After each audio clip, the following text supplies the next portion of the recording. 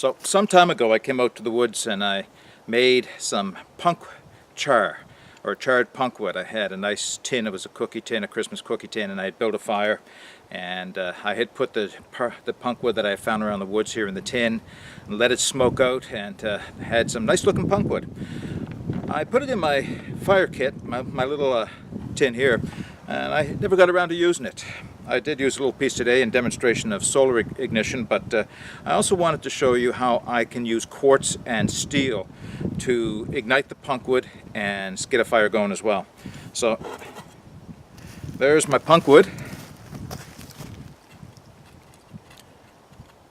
and what I'm going to do is I'm going to reposition the camera and see if I can't get a coal with quartz and steel.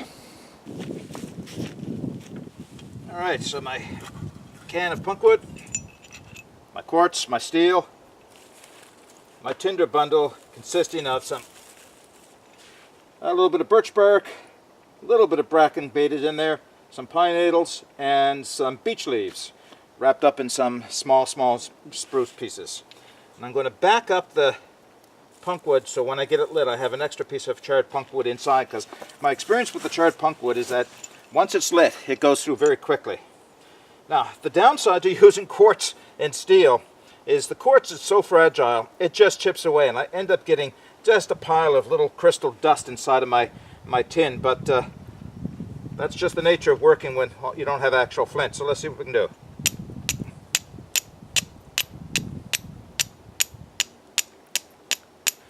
Sometimes you have to wait a second to see after you've thrown, yeah, okay, I've got one going, I just don't know where it is.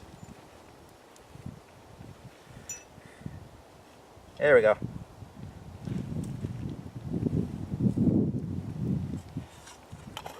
Put anything else that's going out.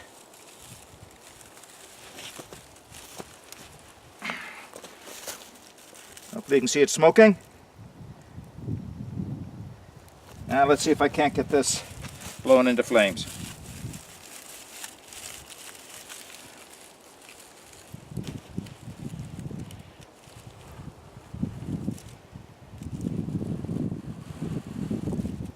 And yeah, I know somebody's going to say, wouldn't you normally be holding that up over your head? Yes, absolutely I would.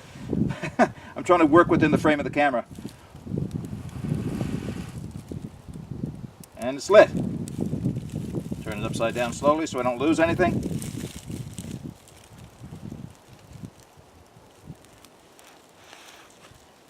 And we have fire. So you know, the nice thing about working with charred punkwood is that as long as you have a piece of quartz, which I can find along the shores of the lake here, a piece of steel, in this case it's my broken flint striker that I like to use, but if I didn't have this I could still use a stone and the back of my knife, which is 01 tool steel, the one I'm carrying today.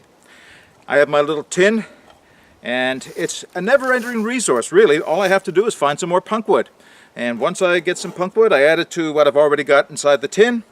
It will normally char a bit already. If there's some coals burning, the coals will ignite and just work its way through. But if I have very little of the original punkwood left, or charred punkwood, I could put some fresh punkwood in this, just lay it in the coals of the fire, let it smoke out, and I've got a never-ending supply of materials for starting a fire. Never need to use my ferrocerium rod if I'm managed this correctly. Really, but the only thing that's hard to reproduce if I don't have it with me is a tin. But there are ways of charring some wood, and we'll probably show that in a later video. But I usually have something.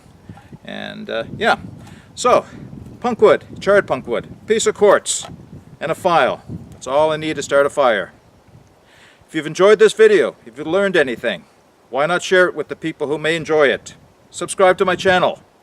Hit the like button. And until next time, get out and explore. Take that path less traveled. It'll make all the difference. Bye for now.